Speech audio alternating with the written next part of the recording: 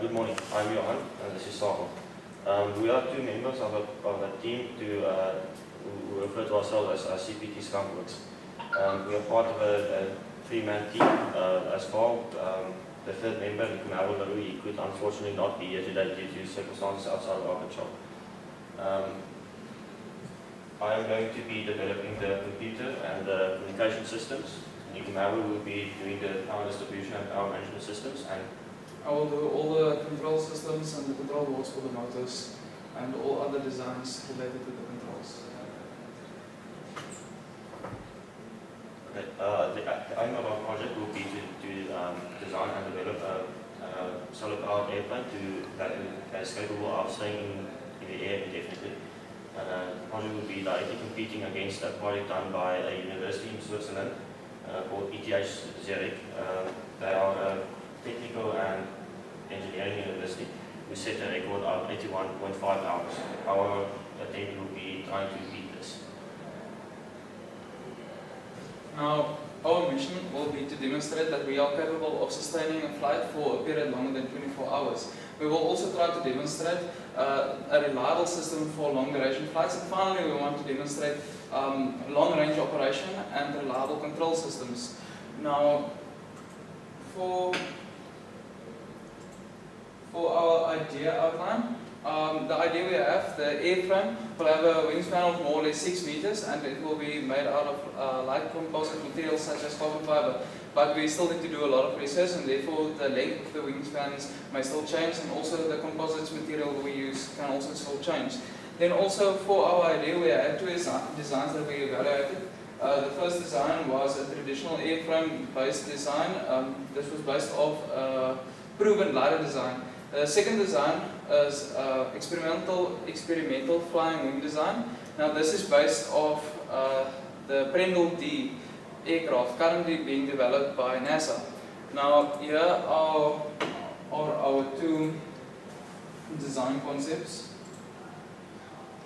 We named them Wilbur in Oval. This is named after the two Wright brothers who invented the first aircrafts. Now this aircraft, the Wilbur, is the one that is the design is off of the proven glider design. There's a lot of information available about this design on the internet. The only problem we currently have with this design is there's air vortices that is created around the wingtips, and this introduces a lot of drag into our aircraft design, which we don't want. For our second design, the oval design, this is the design that is based off of the Peninsula design made by NASA. Now you will see that the wingtips is kind of tilted forward here. This is to increase the thrust that the aircraft can deliver, and also this reduces the drag on the aircraft. Now, currently this is what gives this the more likelihood that we will choose this over this design. Then our plan of action, first we must plan and optimize all our aerodynamic models. Then we need to build scale models for our aircrafts. Next we will do the motor optimization for our motors and propellers, while we're designing all our power supplies and the battery management and charging systems. After this, we need to design our flight computer and integrate all our sensors with the flight computer. Then we need to design and implement all our communication and subsystems. And finally, we need to figure out our launch and landing procedures and implement this on the aircraft. Now this is the allowable power draw per day graph. We drew it up. The horizontal lines here show the average power that is going to be drawn per day, and each color is the sun shining at a different angle on the solar panels. So the red will be at a 90-degree angle, this is going to be 50-degree angle, the yellow is 40-degree angle, purple is 30-degree angle. Where this half sinusoidal graphs are where the maximum power that can be drawn from the solar panels at a specific time of the day, which is indicated by the hours that's here. The power is also measured in watts per square meter. Then our flight altitude. Now there are three main types of cloud covers, namely the low, middle and high, where low is 0 to 2 kilometers above the ground, middle is 2 to 4 kilometers above the ground, and our high altitudes are 3 to 8 kilometers above the ground. Now for our project, we've chosen the high altitude.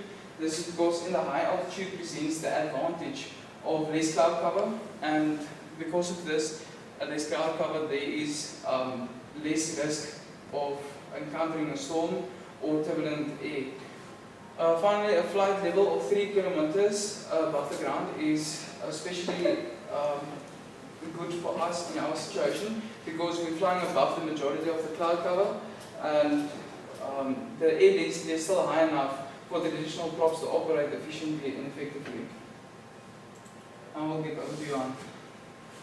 Thank you.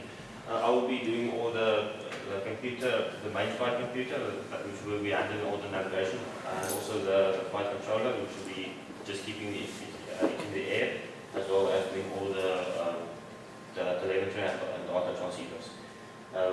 Due to the Earth's curvature, we cannot maintain communication for indefinitely, so with a flight altitude of 3 kilometers, we estimate a line of sight distance of around 200 kilometers. We are planning on using a LoRa protocol for our main telemetry transceivers, as its use of a chirp method of transmission allows for extremely long ranges of communication while maintaining very low power consumption. For example, the SX1272 module has a range of 21 kilometers while at a frequency while broadcasting at a frequency of 870 megahertz and having output power of only 25 milliwatt. For longer range communication, if we are planning to do an Atlantic or Indian Ocean crossing, we are planning on using the Iridium satellite network, as it provides uninterrupted communication no matter where we are on the system of the planet. This is also very easy to tap into, as commercially available modules such as the Rockblock Mark II is available and operates in a similar way as a normal satellite phone. It is a module that is communicated with using normal UART serial.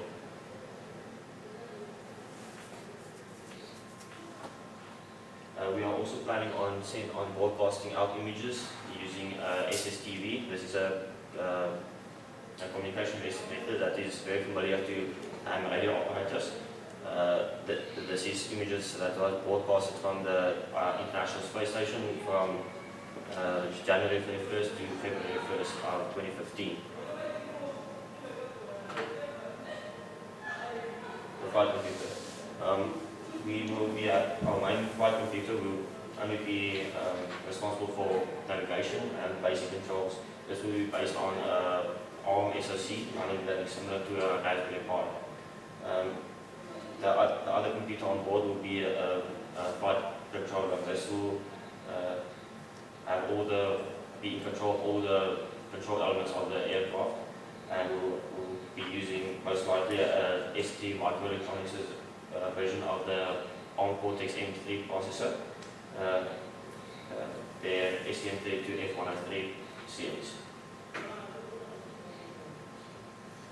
Okay, so now this is our designs that we're currently working on. The first one is our microcontroller unit. The second design there is a MOSFET driver, and this is a MOSFET H-bridge configuration. And these are three concept designs for power supplies and the standard controller. Now our main controller, the microcontroller, is going to control the MOSFET driver, which in turn is going to drive the H-bridge MOSFETs, and this is going to drive our DC brushless three-phase motor. And then here are designs we currently did. This is for the motor controller. This is the front and the back, and here's a form of how the standard connector is going to look. This is a storage board we have, or a storage circuit we have designed. It is basically just a USB to SATA interface, and we'll use more relatively inexpensive computer hardware. In this case, a M.2 SSD. This is the PCB design we have for it. It just has an M.2 connector here, and the drive will be sitting horizontally. And this is also the same standard card edge connector on the bottom, which will be fitted into a backplane. thank you. If there are any questions, it would be welcome. What's the time frame for this project? Because I think you said just the two of you working on this. Three of us, we are going to be doing interviews with, we have put sign up sheets and we are going to be adding up to probably around 6-ish people in the group. Probably about a year, maybe, but more. Minimum a year. There can be complications that can extend it. This is a project that needs a lot of research still. Yes. So it's not going to be quick, and we want to let it work when we start it up. So we're going to put a lot of effort into this, and then you cannot go as quickly as possible. You must get the quality out of the product. So more likely 2 years to a little bit more maybe, but hopefully in 2 years time we will complete it. This will be our main focus. We will be trying to complete this as soon as possible without sacrificing quality. And then the altitude that you want to fly at, I think it's 3 to 8 kilometers. 3 kilometers. Yes, we're going to try and maintain 3 kilometers. Okay, do you know what the temperature is over there? Yes, because wind that affect a lot of the components on board. It wouldn't affect most of the electronic components, only the batteries. We have thought about insulating them. The top of the wing will be black, so during the day it will get relatively warm and insulation can try and keep that during the night. That is also something that testing will have to show if this will be a problem in a lower flight altitude can be solved. One last question about the two designs for the body. Why would you choose the simple design, just like a flat wing, versus the more one that the is doing? Okay, so for the glider design, yeah, it's already a working design, and we know that the energy it uses while flying is not so much. So which one? The oval? No, oval. This is the glider design. So this is kept in the air very easily. Yes. But because of this vortex is created here, the drag is a lot, which decreases the momentum energy. That's why on the moment we try and go with that one. Because of those tilted wingtips, so we have increased thrust and decreased drag. Okay, so what actually is the challenge involved in doing that design over this design? That one, very little information is given about that, and the few papers published on that is cryptic.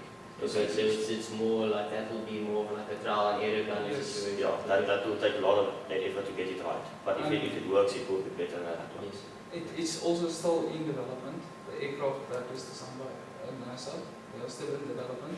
So there's no certain information regarding that design. But it looks more promising.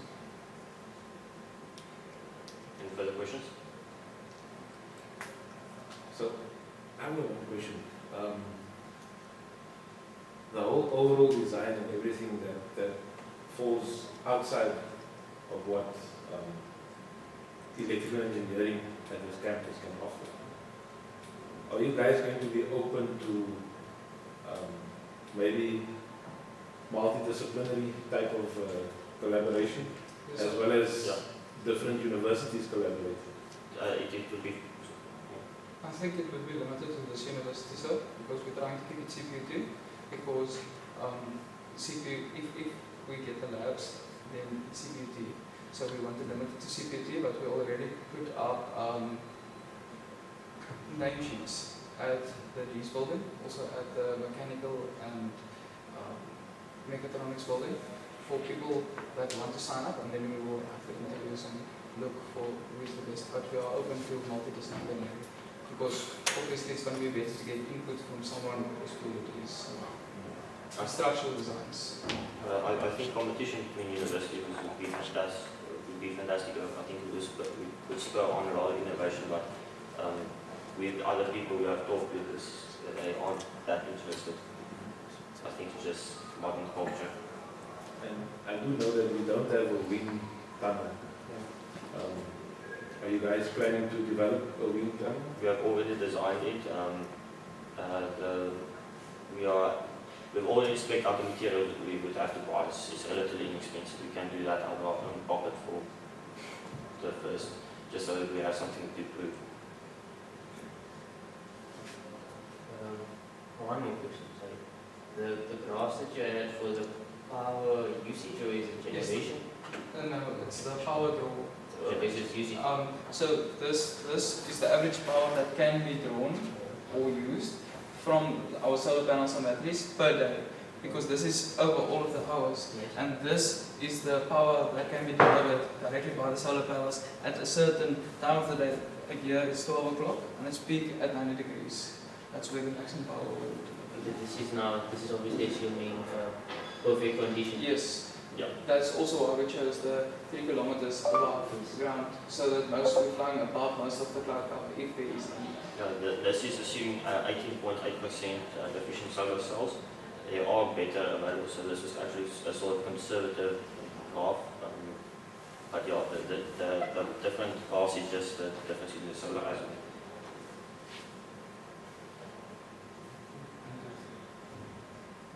Okay, thank you all for